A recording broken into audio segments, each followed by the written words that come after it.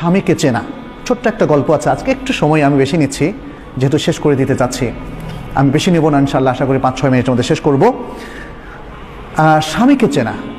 স্ত্রীদের উচিত হচ্ছে স্বামী কি পছন্দ করেন, যেহেতু স্বামী আপনার প্রিয়জন, আপনি স্বামীকে কাউন্টার পার্ট হিসেবে দেখবেন না, তিনি আপনার প্রতিদ্বন্দ্বী নন।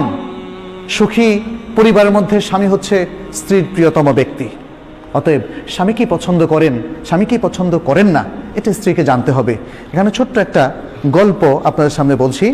এই গল্পটা উল্লেখ করেছেন মাজান আল ফুরাই। তিনি বলছেন, একজন স্বামী তার বন্ধুকে বলল যে আমি 20 বছর ধরে সংসার করছি, অথচ আমার স্ত্রীর মধ্যে আলহামদুলিল্লাহ এমন কিছু দেখিনি যা আমাকে রাগান্বিত করে। তখন বন্ধু খুব আশ্চর্য হয়ে বলল, কিভাবে এটা সম্ভব, কিভাবে করলে বলো তো দেখি, পুরো ঘটনাটাই আমাকে খুলে বলো। তখন স্বামী বললেন যে আমি যখন বিবাহ করলাম, প্রথম রাতে আমার স্ত্রীর কাছে গেলাম, তার দিকে আমার হাতটা একটু বাড়িয়ে দিলাম, সৌহার্দ্যের হাত, মমতার হাত বাড়িয়ে দিলাম। স্ত্রী আমাকে বলল, একটু ওয়েট করুন প্লিজ, আমি আপনাকে কিছু বলবো হে আবা উমাইয়া। আরবরা আবার আবু উমাইয়া মানে কুনিয়ার ধরে কথা বলে, আমাকে একটু কিছু কথা বলার সুযোগ দিন, বলে বলো। তখন স্ত্রী শুরু করলো যেভাবে, যেমন বললো আলহামদুলিল্লাহ ওয়াসসালাতু ওয়াসসালামু আলা রাসূলিল্লাহ, ছোট্ট খুতবা দিয়ে শুরু করলো। বললো আমি আপনার কাছে এমন একজন অপরিচিত মহিলা, আমাদের বিবাহবন্ধন হয়েছে আজকে প্রথমবারের মতো আমাদের সাক্ষাৎ হচ্ছে, সুতরাং এখনও তো পরিচিতি আমাদের ফুল হয়নি, আমি জানি না আপনার কি আখলাক, আমাকে আপনি বলুন যে আপনি কি পছন্দ করেন, তাহলে সেটি আমি করব, আর আমাকে বলুন আপনি কি অপছন্দ করেন, তাহলে সেটি আমি বর্জন করব। এভাবে এতটুকু কথা বলে তিনি কি বললেন, যেটা আমরা খুতবায় বলি, আকুলু কাউলি হাদা ও আস্তাগফিরুল্লাহ লি ওয়া লাক, আমি আমার এই কথাটা আপনার সামনে পেশ করলাম, আর আপনার জন্য আমার জন্য আল্লাহর কাছে আমি ইস্তেগফার করছি। সুবহানাল্লাহ। অনেকে হয়তো বলবেন, আরে এটা তো দেখি ওয়াজ করতেছে বাসর রাতে, এটা তো অস্বাভাবিক রকম লাগতেছে। বাসর রাতে আমরা শুনি অন্যরকম সোহাগী কথাবার্তা, যেটা সাহিত্যের মধ্যে, গল্পের মধ্যে, উপন্যাসের মধ্যে আমরা পড়ি।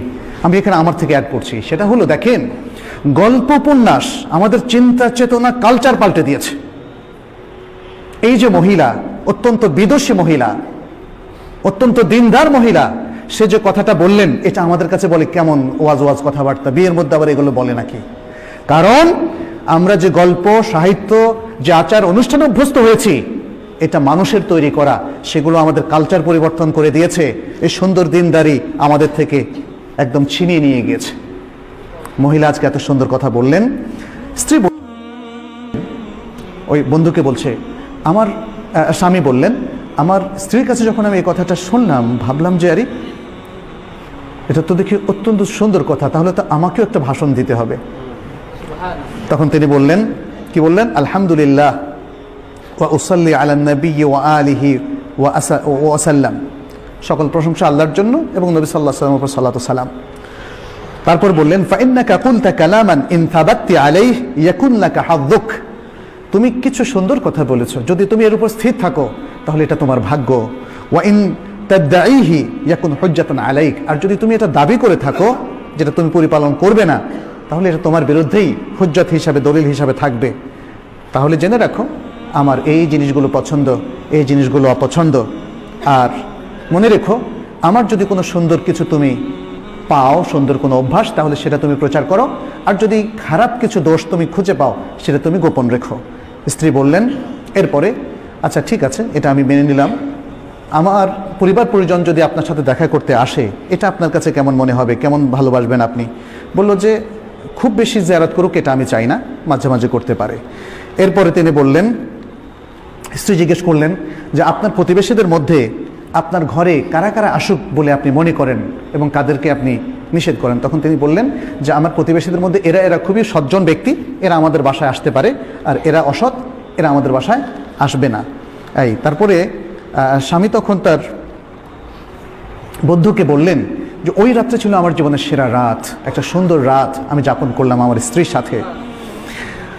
এরপরে আরেকটা ঘটনা তিনি বললেন যে 1 বছরের মাথায় এভাবে চললো, আমি আমার স্ত্রীকে খুব ভালো স্ত্রী হিসাবে পেয়েছি, এবং তারপর আমার শাশুড়ি একদিন 1 বছরের মাথা আমি এসে দেখলাম আমার বাসায় আসলেন, আমাকে জিজ্ঞেস করলেন যে তোমার স্ত্রীকে তুমি কেমন পেয়েছো? আমি বললাম অত্যন্ত ভালো স্ত্রী হিসাবে আমি পেয়েছি, যিনি আপনার কন্যা। তারপর আমার শাশুড়ি আমাকে বললেন, হে আবু উমাইয়া, কিছু নসিহত করলেন। দেখো, ছেলেরা বা পুরুষেরা তাদের ঘরে তাদের প্রিয়তমা স্ত্রীর কাছে কখনোই অকল্যাণকর কিছু পায় না। সুতরাং তুমি তোমার সেই স্ত্রীকে কিছু আদব শেখাও, কিছু শেখাও, এবং তাকে তুমি ভদ্র করো, শালীন করো, সুন্দর করো। আচ্ছা, এখানে স্বামী তখন বললেন যে আমি আমার স্ত্রীকে সারা জীবনে 20 বছরের মধ্যে একবারও খারাপ পাইনি, শুধু একবার মানে কখনোই আমাকে তার সাথে খারাপ আচরণ করতে হয়নি, একবার খারাপ আচরণ করেছে এবং তখন আমি ছিলাম জালেম। সুবহানাল্লাহ। এই হচ্ছে আমাদের মেয়েরা, মুসলিম মেয়েরা।